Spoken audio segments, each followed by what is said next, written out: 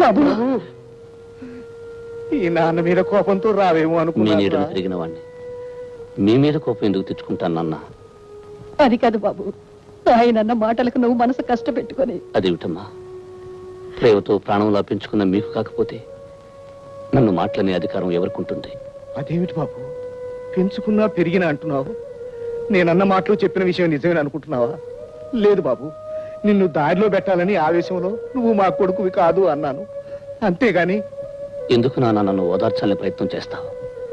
పాలు తెలుపు కాకి నలుపు అనేవి ఎంత నిజమో, నేను మీ కొడుకును కాదు అనేది అంత ఖచ్చితమైన నిజం. అవునమ్మా, చాలాసార్లు నాకు నిద్దట్లో అర్థం లేని కళ్ళలా కనిపించే దృశ్యాలకి అర్థం తెలిసింది. చెదిరి చెరిగిన గతము నాకు స్పష్టంగా గుర్తొచ్చింది. నేను మీకు నీటిలో కొట్టుకొచ్చి దొరికాను కదూ, ఆ ప్రవాహంలోకి నేను ఎలా పడ్డానో నాకు తెలిసి వచ్చింది. దానితో నా కర్తవ్యం ఏమిటో కూడా నాకు ఇప్పుడు తెలిసింది. ఏమిటి బాబు, ఏమిటి నువ్వు అనేది? నాకు జన్మనిచ్చిన తల్లి చనిపోయి ఉండొచ్చు, కానీ నా తండ్రి నా చెల్లెలు బ్రతికి ఉంటారు. వాళ్ళు కలుసుకుని తీరాలి. అంటే మమ్మల్ని వదిలి వెళ్ళిపోతావా? ఈ లోకంలో ఎవరు ఎవరితో శాశ్వతంగా ఉంటారు. జన్మ ఇచ్చిన కన్నవాళ్ళని వదిలి కట్టుకున్న వాడితో కలిసి వెళ్ళిపోతుంది ఆడపిల్ల. 9 నెలలు మోసి కని పెంచిన తల్లిని వదిలి తన దారిని తన భార్యతో వెళ్ళిపోతాడు మగపిల్లవాడు. జీవితాంతం కలిసి ఉండాల్సిన ఆరుమగలలు ఎవరో ఒకరు ముందుగానే శాశ్వతంగా వదిలి వెళ్ళిపోతారు. ఎంత గొప్ప బంధమైనా కొంతకాలమే ఉంటుంది, కాలమంతా నిలిచి ఉండదు. ఏమంటారు? ఏమంటాం బాబు, నువ్వు చెప్పేదంతా నిజమేగా. అందుకే ఇంతకాలం దూరమైన నా వాళ్ళని ఒక్కసారి చూడాలని ఉంది. బాబు, అమ్మా, ఈ జన్మలో మీ రక్తాన్ని పంచుకోకపోయినా మీ ప్రేమను పంచుకున్నాను. వచ్చే జన్మలో మీ కడుపునే పుట్టాలని, మీ బిడ్డగానే ఎదగాలని ఆ దేవుణ్ణి మరీ మరీ కోరుతున్నాను. బాబు,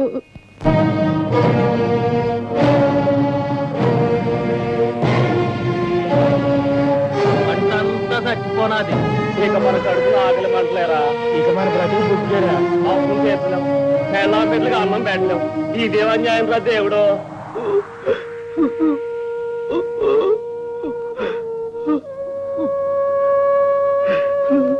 ప్రకాష్, ప్రకాష్, అయిపోయింది రాధా, పంట నాశనం అయిపోయింది, నా బ్రతుకు చీకటి అయిపోయింది. ఊరుకో ప్రకాష్, ఊరుకో. అసలు ఏమైంది? అందరి పొలాలు ఎందుకులా ఎండిపోయాయి? ఖచ్చితమైన కారణం ఇంతవరకు ఎవరికి తెలియలేదు రాధా.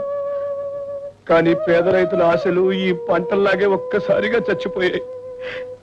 ఇక ఏడాది పొడుగునా ఏం తిని బతకాలో ఎలా బతకాలో అర్థం కావటం లేదు. కుట్టలుగా కనపడవలసిన ధాన్యలక్ష్మి గుప్పెడి బూడిదగా మిగిలిపోయింది రాధా. ఊరుకో ప్రకాష్, కష్టాలు వచ్చినప్పుడే ధైర్యంగా ఉండాలి. ఏం ధైర్యం రాధా? అప్పు చేసి ఎరువులు కొన్నాను, చెమటోడ్చి శ్రమ పడ్డాను. పంట బాగా పండుతుందని అప్పు తీర్చేసి మిగిలిన డబ్బుతో మనం పెళ్లి చేసుకుని హాయిగా ఉండొచ్చని ఆశపడ్డాను. అంత వృధా అయిపోయింది, అంత వృధా అయిపోయింది.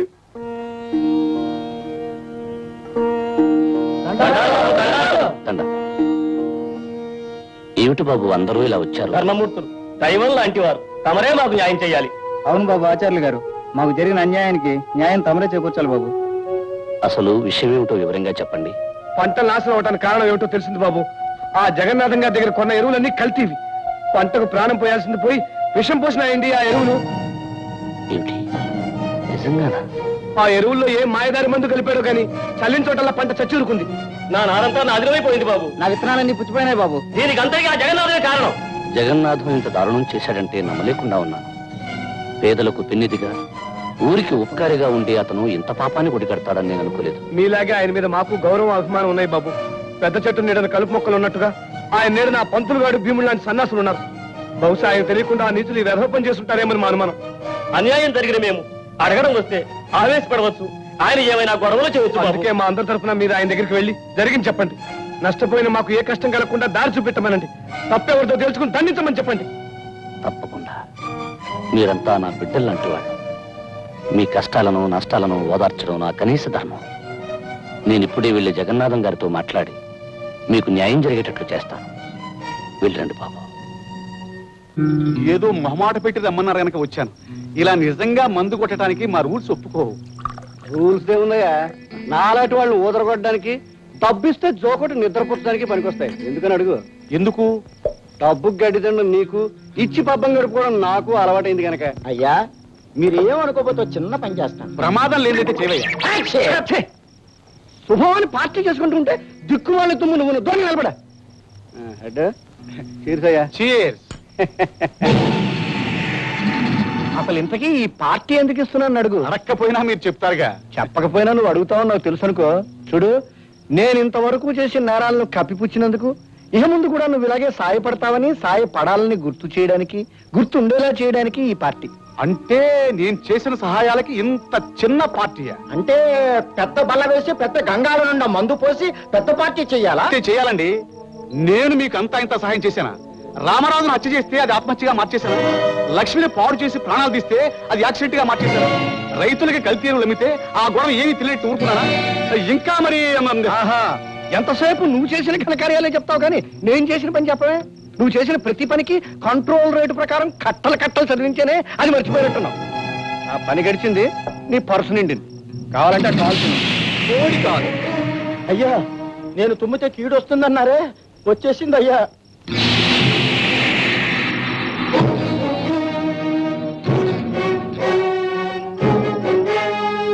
ఆచార్య గారు, తమరు వచ్చి ఎంతసేపు అయింది?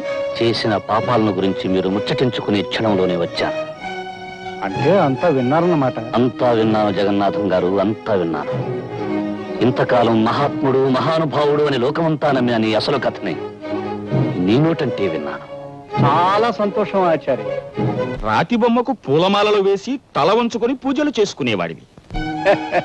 ఎప్పుడో ఒకప్పుడు ఈ నిజాలు తెలియడం నీకు మంచిది, మాకు మంచిది. నీలాంటి నీచుడికి దేవుడి గురించి మాట్లాడే అర్హత కూడా లేదు. నీలాంటి వాడికి నా అర్హతల గురించి మాట్లాడే అవసరం కూడా లేదు ఆచార్య. అవును జగన్నాథం, మంచి చెడు, ఉచ్చం నీచం అన్నీ మర్చిపోయిన నీలాంటి పశువుకి ఎవరేమనుకున్నా అవసరం లేదు. అయ్యో అయ్యో, గంగిగోవులంటే మా అయ్యగారిని మాటలు. ఎవడ్రా గంగిగో? మదవెక్కి కళ్ళు మూసుకుపోయి కామాన్ని తీర్చుకోవడానికి నిండు ప్రాణాలు తీసే ఈ నరరూప రాక్షసుడా? ఆచార్య గారు, తన ఆటలు సాగడానికి డబ్బుకు చట్టాన్ని బేరం పెట్టే ఇలాంటి తొత్తులకు ఖరీదు కట్టే ఈ చండాలుడా? కొన్ని నిజాలు కొందరికి మరీ మత్తు మందులాగా తిమ్మిరెక్కిస్తాయి ఆచార్య. నీతి భగవద్గీత పుట్టినప్పటి నుంచి తలకెక్కిన భాగ్యుడివి. నువ్వు కంగారు పడ్డంలో నాకు ఆశ్చర్యం లేదు. చూడాచారి, ఇప్పుడు నువ్వు విన్నవన్నీ నగ్న సత్యాలు, పచ్చి నిజాలు.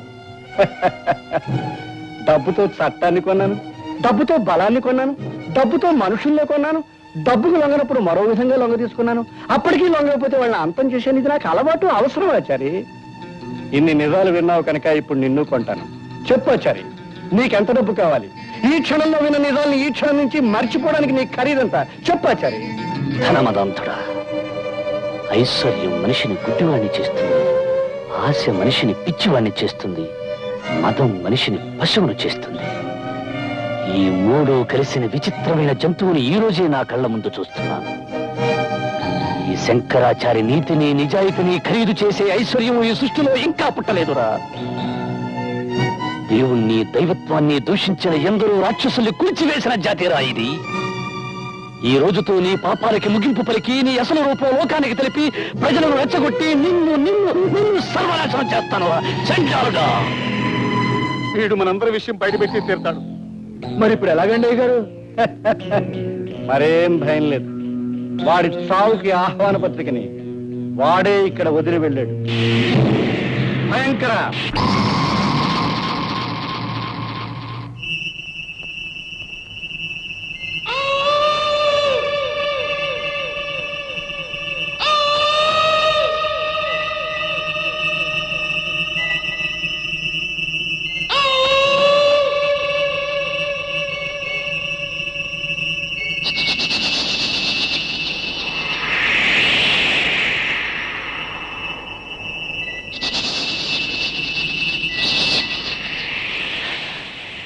దేవి జగన్మాత, జగజ్జనని, మాత అన్నపూర్ణేశ్వరి.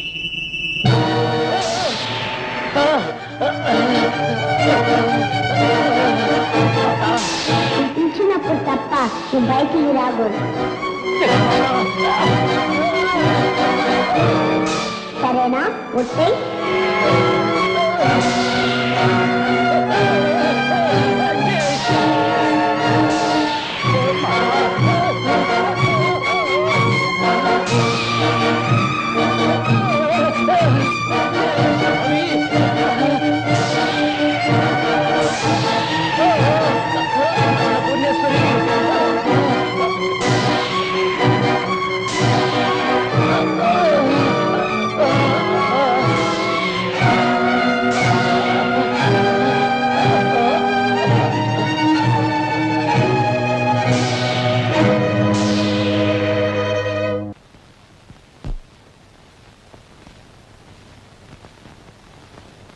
ఏమిటో ఆ భగవంతుడి మాయ, దౌర్భాగ్యుల్ని దుష్టుల్ని వదిలేస్తాడు, ఇదిగో వీళ్ళ నాన్నలాంటి దైవభక్తుని పట్టుకుపోతాడు. దౌర్భాగ్యులు దుష్టులు అయితే అక్కడ తనకేం ఆశ్రయపడతారని భయం అండి. భక్తుడైతే దగ్గర కూర్చుని పూజిస్తాడని పట్టుకుపోయి, పంతులు అయ్యా నువ్వు నోరు మూసుకోపోతే ఆ దేవుడు నిన్ను పట్టుకుపోతాడు. వరుస క్రమంలో నాకంటే పెద్దలు ఇంకా ఉన్నారండి. అమ్మా రాధ, నువ్వు చిన్నపిల్లవి, నీకొచ్చిన కష్టానికి నా గుండె కరిగిపోతుందమ్మా. ఆ, మా అయ్యగారు గుండె ఆవు నెయ్యి ఐసు మొక్క, పాపం కరెక్ట్ ఏమవుతుంది? చూడమ్మా, నువ్వు ఒంటరిగా ఇంట్లో ఉండడం నాకు ఇష్టం లేదు. పదమ్మా, బయలుదేరు. ఎక్కడికైనా అడుగమ్మా. ఎక్కడికండి? ఇంకెక్కడికమ్మా, మా ఇంటికి. ఆచార్య గారు నాకు బాగా కావలసిన వాళ్ళు, హితులు. ఆ విధంగా నువ్వు కూడా నాకు కావాల్సిందనివి. మాతో పాటు మా ఇంట్లోనే ఉంది కానీ. బయలుదేరమ్మా. మీ అభిమానానికి నా కృతజ్ఞతలు. నేను రానండి. అదేంటమ్మా, లంకంత కొంపలు ఒంటరిదాన్ని ఎలా ఉంటావు? నేను ఒంటరిదాన్ని కాదండి. ప్రకాష్ నాకు జీవితాంతం తోడుగా ఉంటాడు. అవునండి, మేమిద్దరం పెళ్లి చేసుకోవాలనుకుంటున్నాం. ఏమిటమ్మా రాధ, నిజంగానే? అవునండి, ఈ పెళ్లికి మా నాన్నగారు కూడా అంగీకరించారు. కానీ ఇప్పుడు అయితే అడ్డే ఉంది. నీ నాన్నగారు లేకపోయినా నేనున్నాను. ఎందుకని అడుగు. మీ ఇద్దరి పెళ్లి దగ్గరుండి దివ్యంగా జరిపిస్తాను. రేపే ముహూర్తాలు పెట్టిస్తాను. నాగరాజన్న, నాకు పెళ్లి జరగబోతుంది. నన్ను దీవించేందుకు అమ్మ లేదు, నాన్న లేడు, అన్నయ్య లేడు. నువ్వు ఆ అమ్మవారి నా పెళ్లికి పెద్దలు. అందుకే తప్పకుండా నా పెళ్లికి రావాలి. వస్తావు కదూ?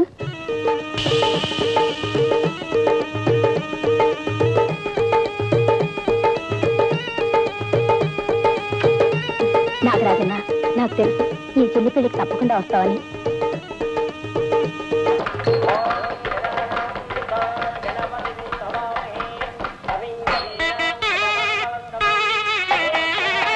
గుడ్ మార్నింగ్ జనార్దన్ గారు. రావయ్యా హెడ్. అబ్బా, అమ్మోరు సంబరంలో పీరు సాహిబ్ లాగా పెళ్లి పందిట్లో పోలీస్ బట్టలతో వస్తామని దంగ పెట్టుకున్నానయ్యా. సవ్యంగా వచ్చావు, నాకు చాలా ఆనందంగా ఉంది. ఏదో మీ పెళ్ళినంత ఉత్సాహంగా జరిపిస్తున్నారు, ఏమిటో కదా. ఇలా జరపడానికి మీరు రూల్స్ ఒప్పుకోవా? ఆచార్య గారు అమ్మాయి పెళ్లి జరిపిస్తూ చాలా మంచి పని చేస్తున్నారు జగన్నాథం గారు. హెడ్డుని నేను చెప్పాలి. మత్తిలో ఉన్నాను, నేను చెప్తున్నాను. ఇది నిజంగా మహానుభావం రుణం తీర్చుకోవటం అనుకోండి. ఏమిటోనయ్యా, యథాశక్తి నాకు చేతనైంది చేస్తున్నాను. అయ్యా, పెళ్లి పందిట్లో తుమ్మకూడదని శాసనం ఏమి లేదు కదా. శాసనం ఏమీ లేదు కానీ తుమ్మడం చండాలం. తుమ్మామంటే ఆడవాళ్ళని పిలిపించి ఆడచెప్పుతో కొట్టించేస్తాను. దూరంగా నిలబడి.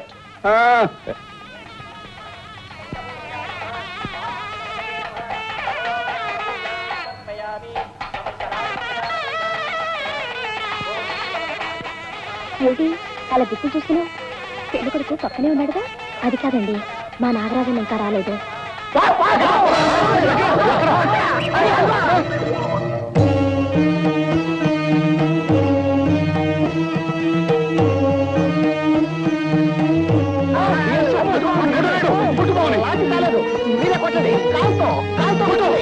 ఎవరు ఏం భయపడకండి.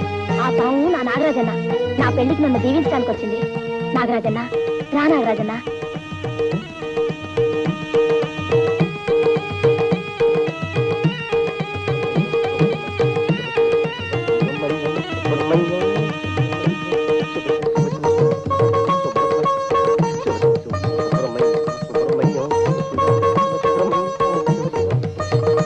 పెళ్లి కూర్చో నాగరాజన్న.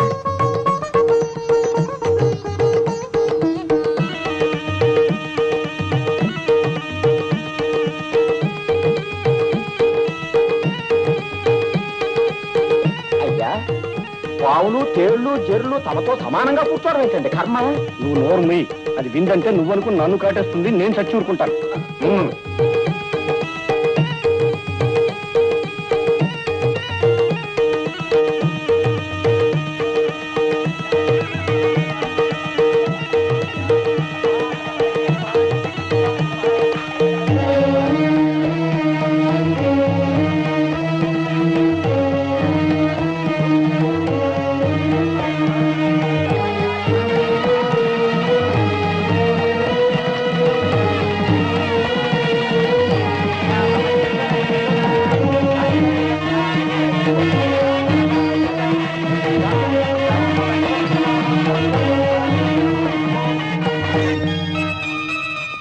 మాలతి గారు, అమ్మ అక్క ఏ దిక్కు లేని నాకు అన్నీ మీరే చూస్తున్నారు.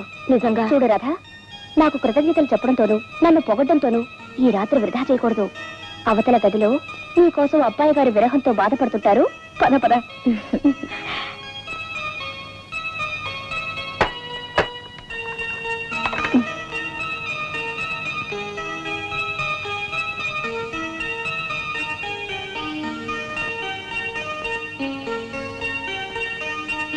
ఏమండి శ్రీవారు, ముసుగుదాన్ని పడుకోవడానికా నన్ను పెళ్లి చేసుకున్నది? దొరగారు, దొంగ నిద్ర ఆపి లేవండి.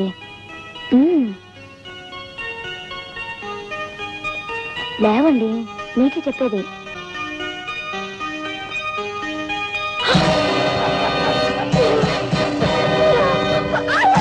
నేనే, సాక్షాత్తు నేనే, ఊరంతా గౌరవించి మహానుభావుడు అనుకుంటున్న జగన్నాథాన్ని. నీకు ఇవాళ నీకు మేలు చేస్తాను. పెద్దల మాట గౌరవించే బుద్ధిమంతుడు కదా, తప్పనిసరి పని ఉందని చెప్పాను. అవసరాన్ని వాయిదా వేసి పట్టం వెళ్తున్నాడు. ఈ రాత్రి నిన్ను నన్ను ఎవరు ఇబ్బంది పెట్టరు.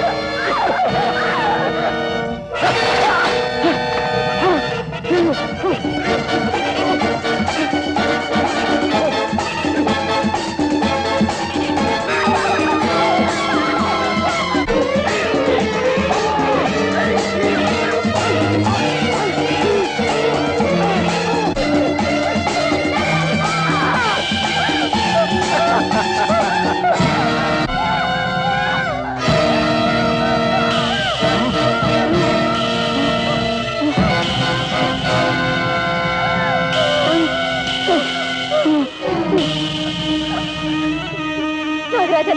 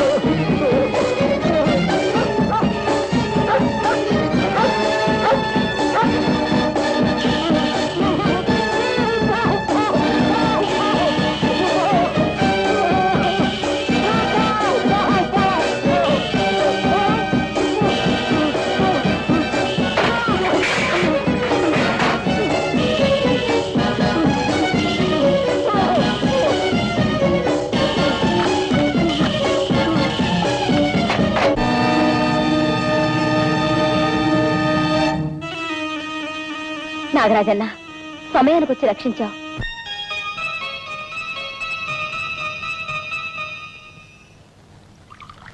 అసలు ఆ భయంకర చచ్చిపోయిందంటే అయ్యగారు ఎన్నుముకి ఇరిగిపోయినట్టే. ఛే, కాసేపు ఆ కుక్కగోలాపు. అసలే నా మనసు ఆందోళనతో చిందరవందరగా గందరగోళంగా ఉంది. ఎందుకని అడుగు. అడగడం దేనికండి? అయ్యగారు పిల్లతో మధ్య చేయబోయారు, పాంపులు దాపరించింది. అసలు అది కరవకుండా ఎందుకు ఊరుకొని చెప్పమా.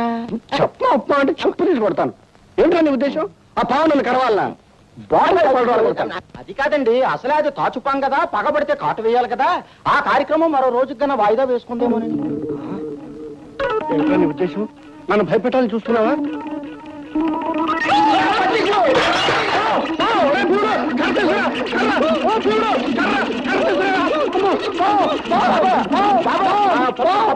కాదండి, వచ్చేది అయ్యగారు కర్ర తెచ్చానండి. ఆ కర్ర తీసుకుని పంతులు బుర్ర మీద ఒకటే దరిద్రం వదిలిపోతుంది. బాబు, డాక్టర్ గారు ఇక్కడ? మందులు మాధవ్ గారు ఇక్కడేనండి, రండి చూపిస్తా. డాక్టర్ మాధవ్ గారు, మాధవ్ గారు. ఎవరు? ఏమండి, ఇతను చాలా ఆపదలో ఉన్నాడు. అలాగా, తీసుకురండి. ఇలా తీసుకురండి. ఈ మంచం మీద పడుకోబెట్టండి. ఏమైంది? అరేరే, ఇతను ప్రకాశం బాబు. ఇవాళే పెళ్లి జరిగింది, ఇంతలో ఇంత దారుణమా? ఈ గాయాలు ఏమిటి, ఈ నెత్తులేమిటి? భయంకరమైన ఓ కుక్క ఇతన్ని కరిచి ప్రాణాలు తీయబోయింది. అటువైపే వస్తున్నది అది చూసి ఆ కుక్కను చంపి ఇతన్ని కాపాడాను. ఇతని పరిస్థితి ఏమిటో త్వరగా చూడండి. అయ్యా, 4 మనుషులతో వెళ్ళు. కనిపించిన పుట్టనల్లా తవ్వేయి, కనిపించిన పావునల్లా ముక్కలు ముక్కలుగా చేయి. వెళ్ళు. పరిస్థితి కొంచెం ప్రమాదకరంగానే ఉంది బాబు, ప్రయత్నిస్తాను. ఏమిటి? మందులు మాధయ్య గారింటి దగ్గర? అవునమ్మా. రండి.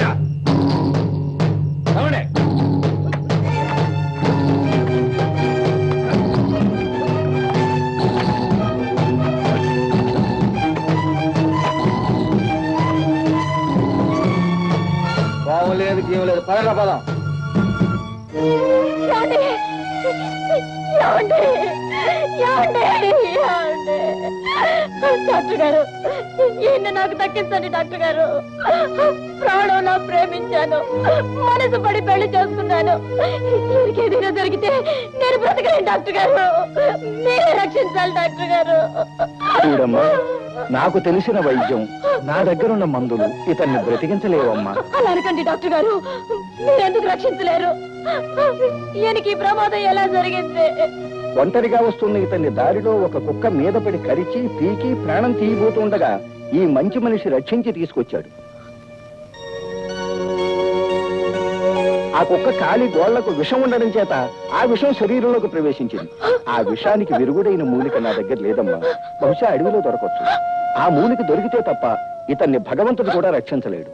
భగవంతుడా, కన్నవాళ్ళు లేక ఉన్న అన్నయ్య దూరమై కట్టుకున్నవాడు సావు బతుకుల్లో ఉండగా ఒంటరి దాన్ని, ఆడదాన్ని ఈయన్ని నేను ఎలా రక్షించుకోవాలి? నా మాంగళ్యాన్ని నేను ఎలా నిలుపుకోవాలి? ఇప్పుడు నాకు సహాయం చేయగలిగేది, నన్ను కాపాడగలిగేది నా నాగరాజన్న ఒక్కడే. నాగరాజన్న, నాగరాజన్న, నాగరాజన్న.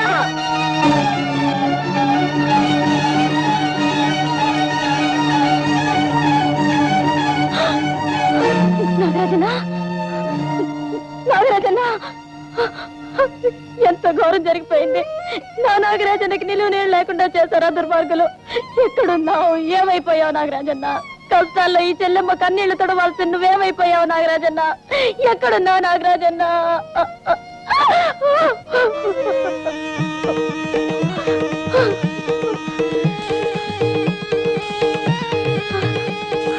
నాగరాజన్న, నాగరాజన్న, నీకేం ప్రమాదం జరగలేదు కదా? నా మాంగళ్యాన్ని నువ్వే కాపాడాలి. విషం కారణంగా ప్రాణం పోగొట్టుకోపోయే నా భర్త నువ్వే రక్షించాలి. అడవికి వెళ్ళి మూలికను తీసుకురా నాగరాజన్న. వెళ్ళి నాగరాజన్న.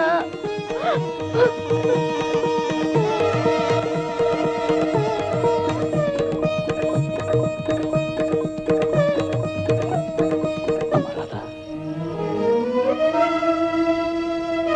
చెల్లెమ్మా, నేనెవరో గుర్తుపట్టలేదమ్మా. అమ్మ రాధ, చిన్నప్పుడు నాన్నగారు నువ్వు పెళ్లికని వెళ్ళినప్పుడు, అమ్మ మంటల్లో మండిపోయినప్పుడు మీకు దూరం అయిపోయిన సూర్యబాబునమ్మా. ఈ సూర్యనైను. అన్నయ్య, నువ్వు నువ్వు నేనేనమ్మా. ఇంతకాలం నీకు దూరం అయిపోయిన అభాగ్యుని నేనే. అన్నయ్య. చెల్లెమ్మా, చెల్లెమ్మా, ఎన్నో ఏళ్ల తర్వాత కలుసుకున్న ఈ క్షణం ఎంతో ఆనందంగా ఉంటుంది అనుకున్నాను.